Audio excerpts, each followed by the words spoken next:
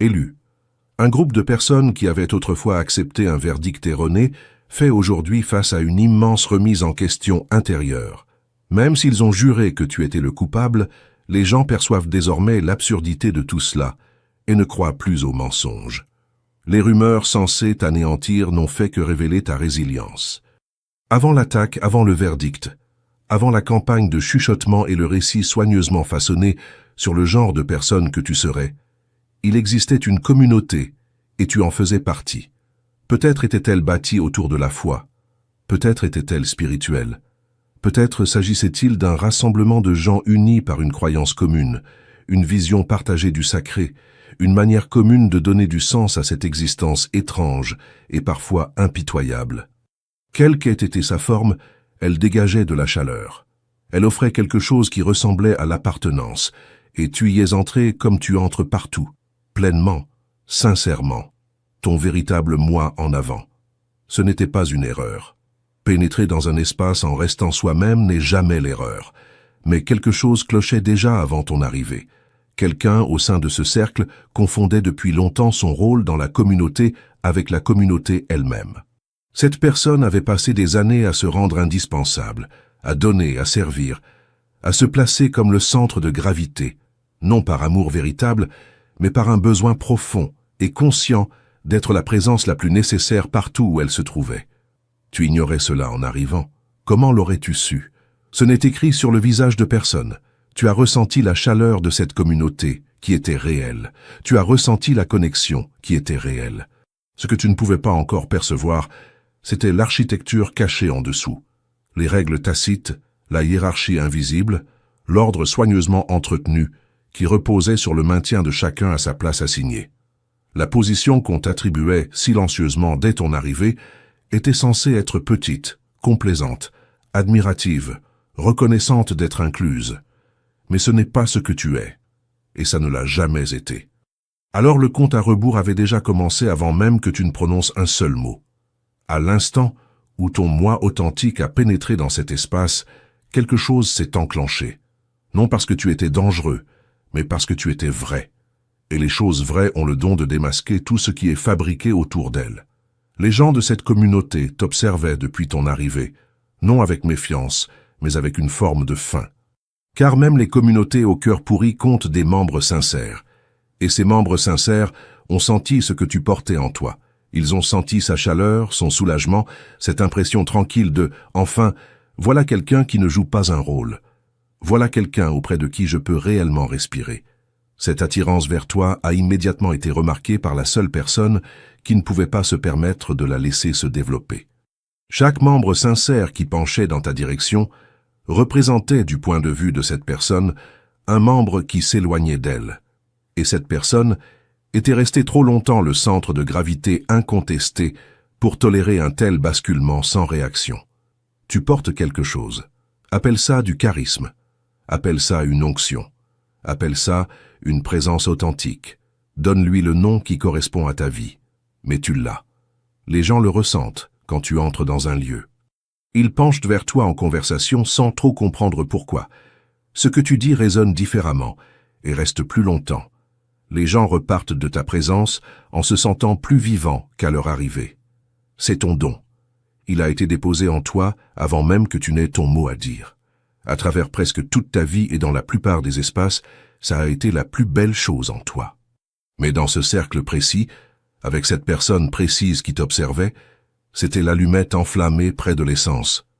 Cette personne avait été celle vers qui les gens penchaient, celle dont les mots pesaient lourd, le centre de gravité de ce cercle depuis longtemps. Et quand tu es arrivé, sans manœuvrer pour obtenir quoi que ce soit, sans rivaliser pour quoi que ce soit, simplement en étant toi-même, tu as bouleversé un équilibre soigneusement entretenu sans même savoir que cet équilibre existait. Le coup contre toi n'est pas venu immédiatement. Les opérateurs aguerris ne frappent jamais immédiatement. Ce qui s'est produit d'abord, c'est de l'observation. Tu as été étudié. Tes habitudes ont été cataloguées. Les aspects de toi qui menacèrent le plus l'image que cette personne avait besoin de préserver ont été soigneusement identifiés.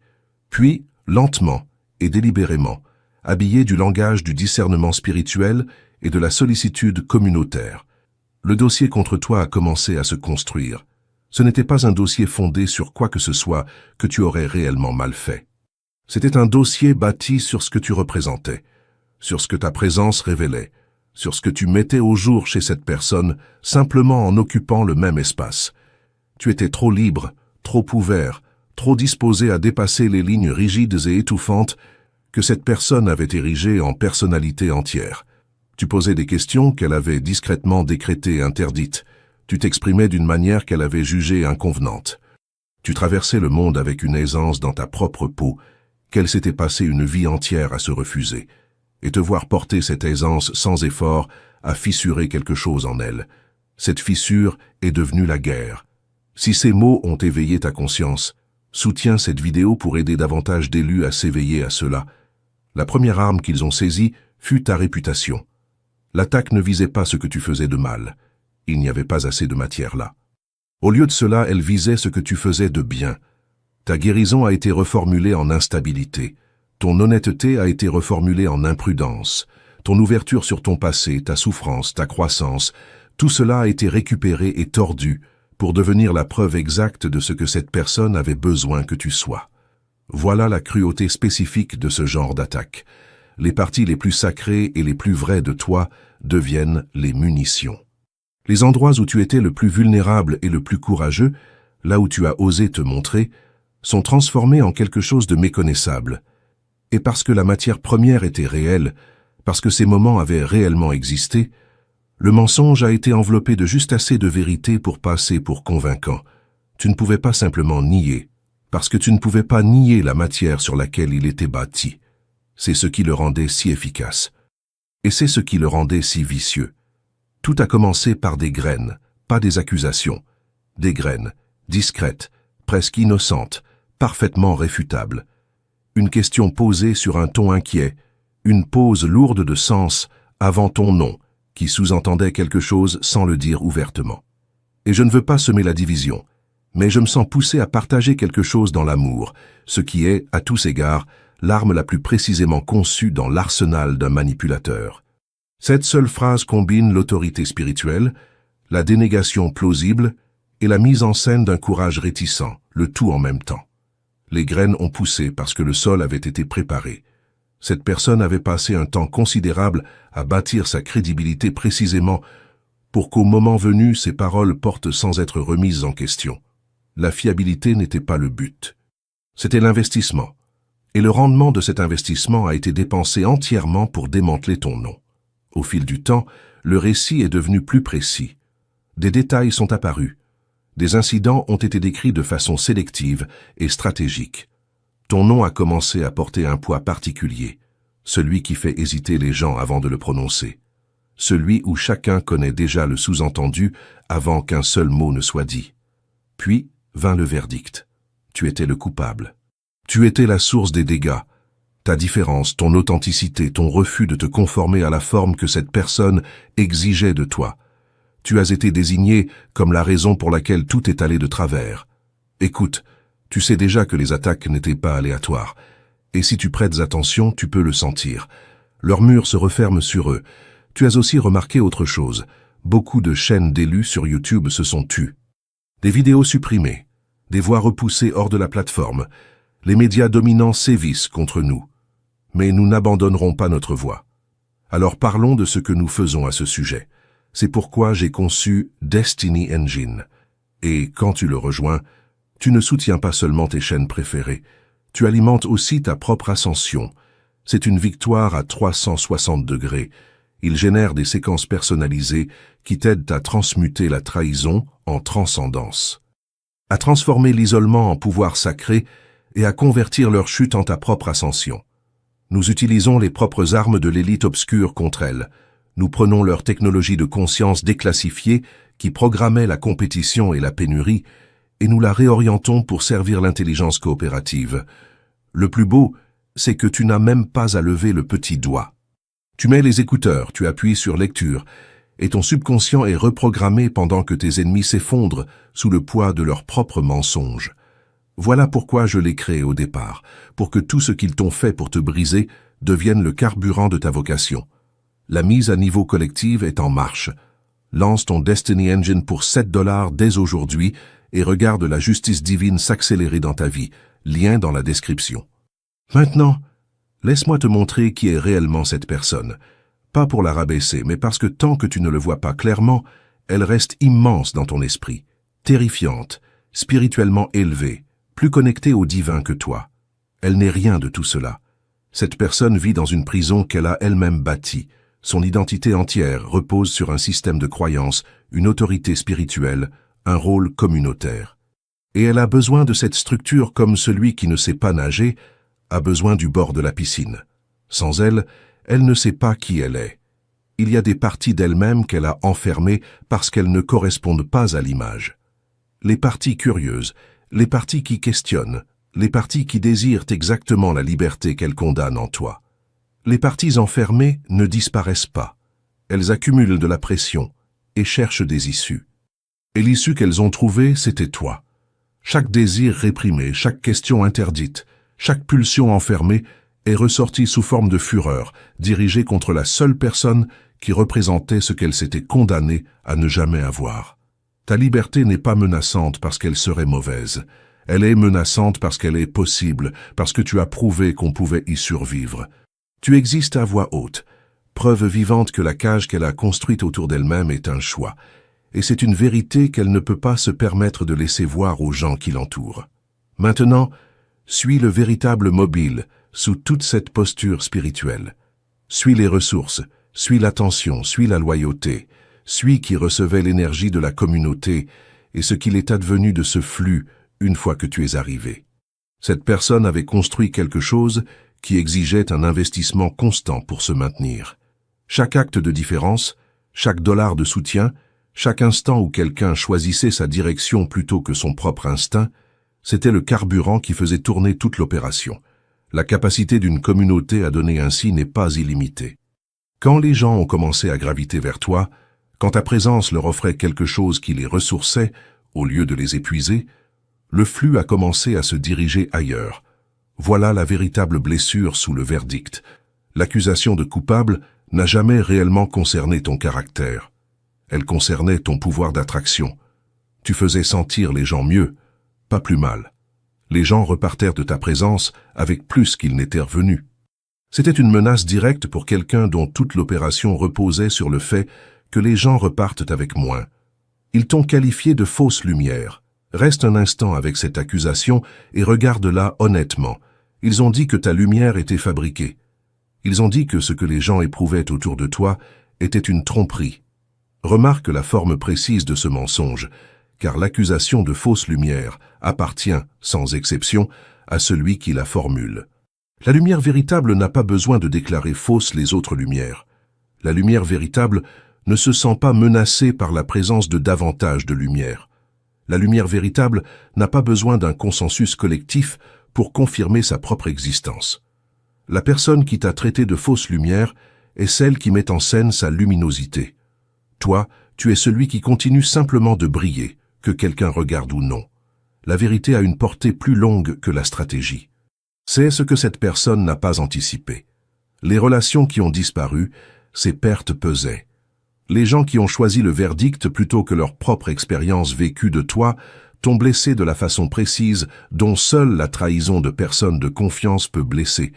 Tu ne t'es pas simplement secoué pour t'en débarrasser, tu es resté avec ça. Tu as parcouru ta propre mémoire à la recherche de la chose que tu aurais forcément faite pour mériter cela. Parce qu'il est d'une certaine façon plus facile d'accepter la culpabilité que d'accepter que des gens en qui tu croyais t'ont livré sur la base d'un mensonge. Peut-être es-tu devenu silencieux un temps. Peut-être t'es-tu fait plus petit. Peut-être as-tu commencé à te mesurer avant de parler, à te demander si être pleinement vivant valait le prix d'être pleinement pris pour cible. C'était réel et c'était permis. Mais voici ce qui se passait en dessous, durant cette saison, dans un lieu que tu ne pouvais pas encore voir. Tes racines plongeaient plus profond, quand tu ne pouvais plus compter sur l'approbation collective en surface. Tu as dû croître vers l'intérieur. Tu as dû trouver ton sentiment de toi-même quelque part qu'aucun vote communautaire ne pouvait atteindre. Quelque part sous la performance, sous la version de toi que les espaces plus étroits exigeaient. Cet exil t'a poussé profondément en toi-même. et ce que tu as bâti sur ce territoire intérieur pendant que la guerre de surface ravageait ton nom est la chose qui te portera pour le reste de ta vie. Pendant que tu faisais ton deuil, que tu te remettais en question et que tu accomplissais le travail honnête et inconfortable de rester avec une accusation en te demandant si une part en était réellement vraie, la personne qui avait formulé cette accusation ne faisait rien de tout cela, pas une once. Au contraire, cette personne gérait les apparences, nourrissait le récit et récoltait la compassion qui accompagne le fait de se poser en partie blessée dans un conflit qu'elle a elle-même fabriqué. Toi, tu accomplissais un véritable travail intérieur. Cette personne donnait un spectacle. Cet écart entre le vrai règlement de comptes intérieurs et la gestion stratégique des impressions est précisément la raison pour laquelle tu vas arriver quelque part où cette personne ne pourra jamais parvenir. Le travail que tu as accompli durant cette saison sombre a changé ta substance même, pas ton image. Il a changé qui tu es, à un niveau qu'aucune mesure de popularité et aucun vote communautaire ne peut atteindre. Autre chose se produisait également, que tu ne pouvais pas observer de l'intérieur. Le faux verdict, l'étiquette de coupable, la tache sur ta réputation, tout cela cherchait un endroit où s'ancrer en toi. Les attaques de l'ombre ont besoin d'une obscurité correspondante à laquelle s'accrocher. Elles ont besoin d'un endroit où une culpabilité non résolue, une honte non traitée ou un doute de soi enfoui se tient comme une porte ouverte. Mais tu n'étais pas une maison vide. Tu accomplissais activement le travail. Tu guérissais tes véritables blessures au lieu de les exhiber pour la compassion. Chaque morceau de guérison sincère que tu achevais refermait une autre porte, un autre point d'entrée. L'ombre ne trouvait aucune prise.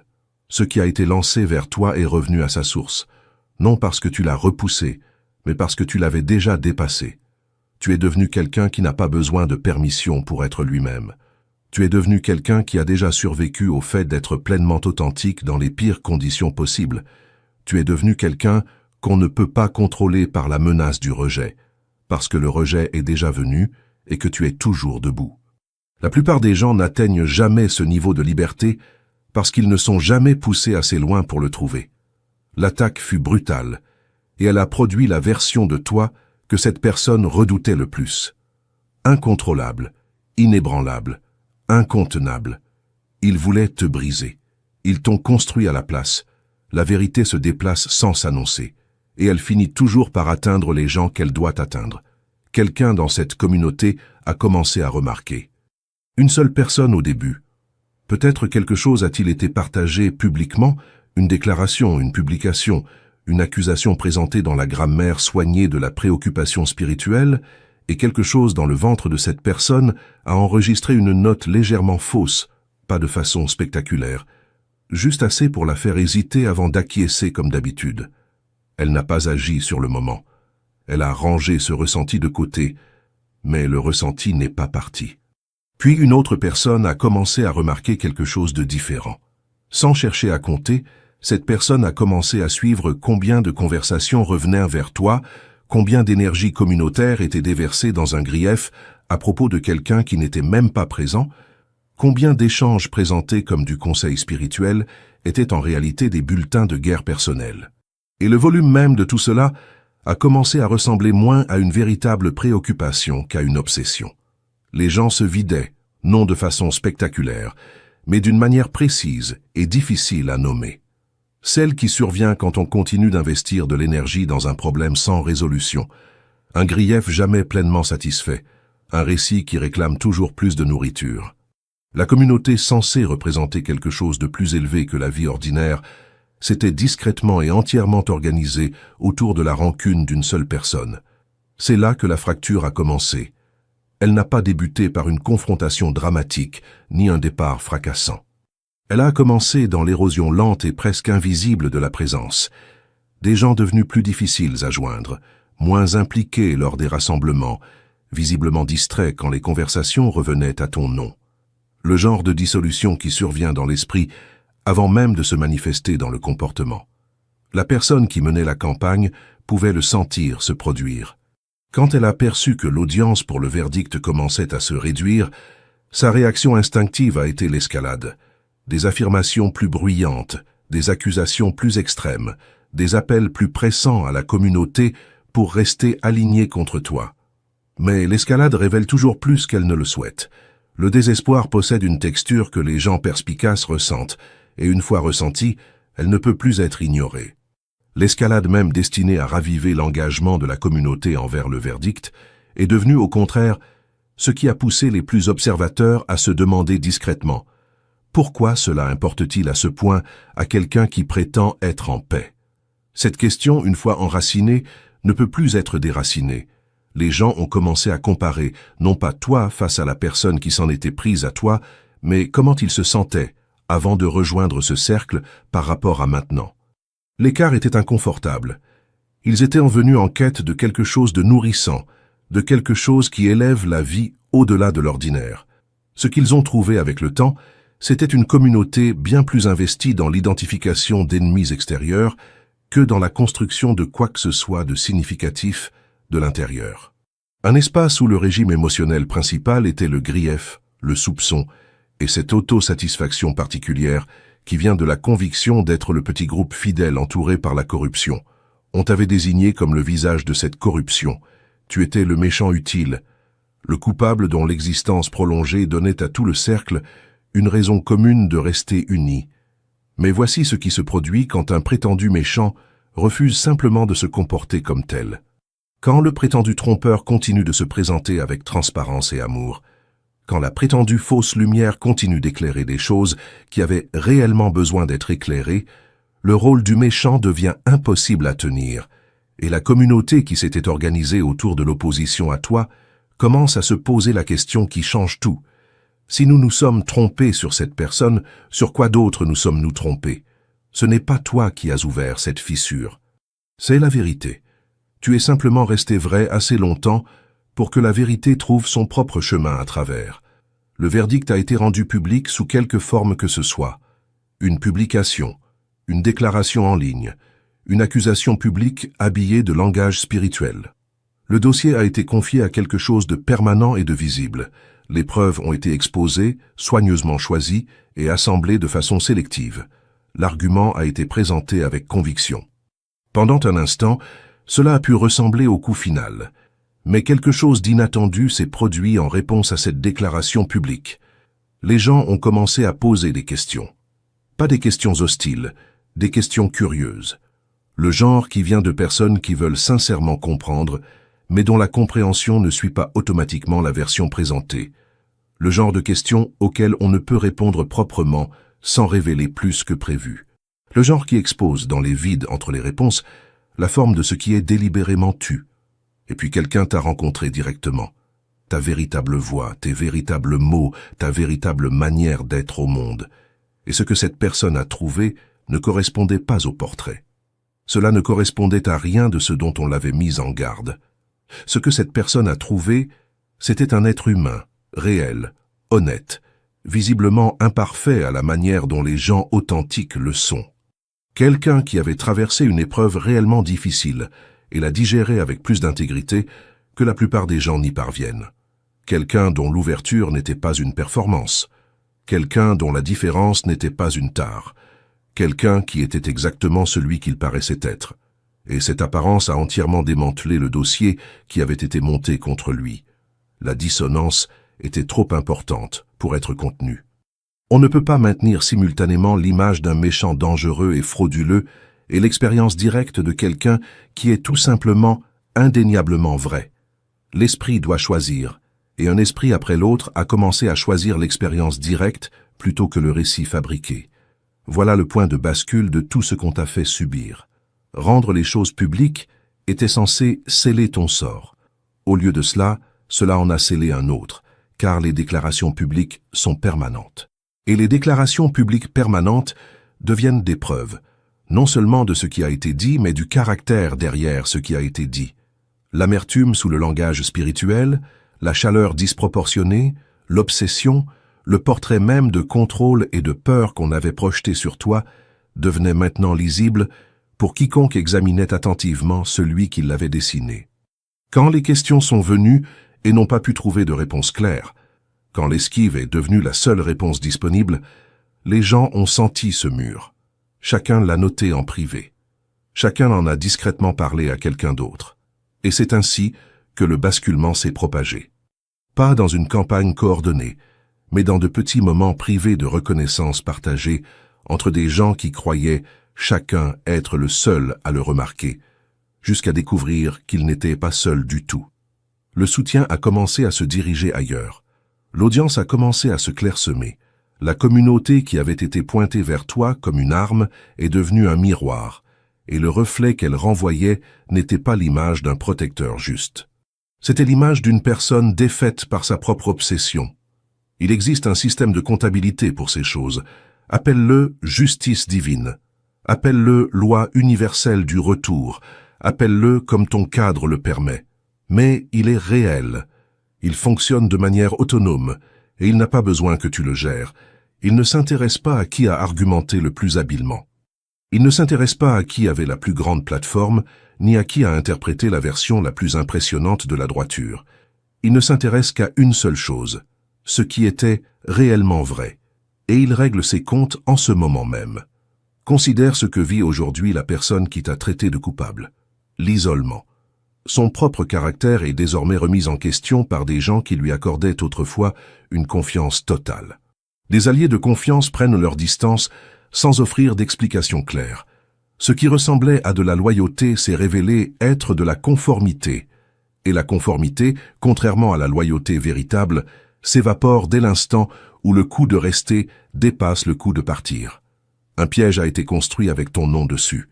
Cette personne vit maintenant à l'intérieur. Non parce que tu le lui as souhaité, mais parce que c'est la manière précise et fiable dont ce genre de construction s'effondre. Quand tu bâtis ta plateforme sur l'amoindrissement de quelqu'un d'autre, la plateforme et l'amoindrissement deviennent la même structure. Quand l'amoindrissement devient insoutenable, quand le verdict cesse d'être cru, quand les mensonges cessent de produire leur effet voulu, la plateforme s'effondre avec lui. Tu n'as pas eu à orchestrer ce dénouement. Tu n'as eu qu'à rester vrai assez longtemps pour que la structure révèle de quoi elle avait toujours été faite. Tout ce qui était dirigé vers toi. Chaque accusation, chaque morceau de guerre spirituelle déguisé en prière, chaque mot prononcé à ton sujet dans des espaces où tu n'étais pas présent, rien de tout cela n'a trouvé de résidence permanente en toi. Les attaques de l'ombre ont besoin d'une vacance correspondante à occuper. Elles ont besoin d'une honte non résolue ou d'une culpabilité non traitée à laquelle s'accrocher. Et toi, tu accomplissais activement ton travail, guérissant de véritables blessures, te posant d'honnêtes questions sur toi-même, refusant de jouer la guérison alors que tu étais réellement assis à l'intérieur de la chose véritable. Chaque morceau de guérison sincère que tu achevais refermait une autre porte à ce qu'on t'envoyait. Ce qui était dirigé vers toi est revenu à sa source. Non par un acte délibéré de ta part, mais par la simple physique spirituelle d'une personne, accomplissant un véritable travail intérieur. Les gens se réveillent, et la manière dont tu accueilles cela importe énormément. Ceux qui ont cru au verdict n'agissaient pas tous par malveillance. Certains ont reçu un mensonge convaincant de la part de quelqu'un en qui ils avaient accumulé de bonnes raisons d'avoir confiance à un moment où il manquait d'informations suffisantes pour le remettre en question. Certains ont été pris dans le courant social d'une communauté, avançant dans une seule direction, et ont trouvé le coup de remonter ce courant trop élevé. Ce sont des schémas humains, des schémas familiers, des schémas que la plupart des gens ont reproduits sous une forme ou une autre à un moment de leur propre vie. Ce que tu dois comprendre, c'est que tu n'es plus le centre de ce courant. Le courant a changé de direction, et les gens qui étaient apportés par lui se réveillent là où il les a conduits. Certaines de ces personnes vont revenir vers toi. Elles arriveront avec des degrés de grâce variables. Certaines avec une reconnaissance honnête, certaines avec des tentatives maladroites de renouer qui ne nomment jamais tout à fait ce qui a mal tourné. Certaines avec le simple et discret geste de se montrer visiblement à tes côtés. Maintenant, accueille chacune selon ton discernement. Toute tentative de renouer ne sera pas ce dont tu avais réellement besoin. Toute excuse ne portera pas le poids que la situation méritait. Tu as le droit d'être sélectif. Tu as le droit d'avancer à ton propre rythme, mais prête une attention particulière à qui se présente et de quelle manière. La distinction entre les gens qui affrontent honnêtement ce à quoi ils ont participé et ceux qui relocalisent discrètement leur loyauté sans la moindre reconnaissance est ton filtre le plus important en ce moment. Elle te dit exactement qui porte la capacité d'une relation véritable et qui se contente de migrer vers le récit le plus confortable du moment. La personne qui a formulé le verdict à l'origine se tient désormais dans un cercle qui rétrécit, répétant un mensonge que de moins en moins de gens sont disposés à porter. Sa voix devient plus forte précisément parce que l'audience devient plus petite. Et dans les moments de silence qui viennent pour tout être humain, cette personne finit par savoir. La marée a tourné. L'absurdité est démasquée. Les mensonges ne portent plus comme avant.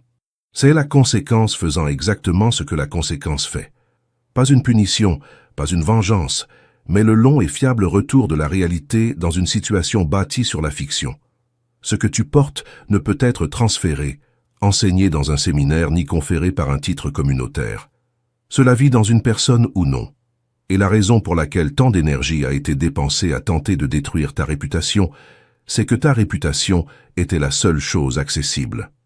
La source véritable, quoi que ce soit en toi qui fait que les gens se sentent réellement vus, réellement nourris, réellement plus vivants, cela ne pouvait pas être touché. Alors c'est le contenant qui a été visé.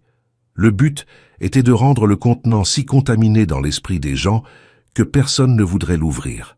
Mais voici ce que cette stratégie a fondamentalement échoué à comprendre à propos des choses vraies.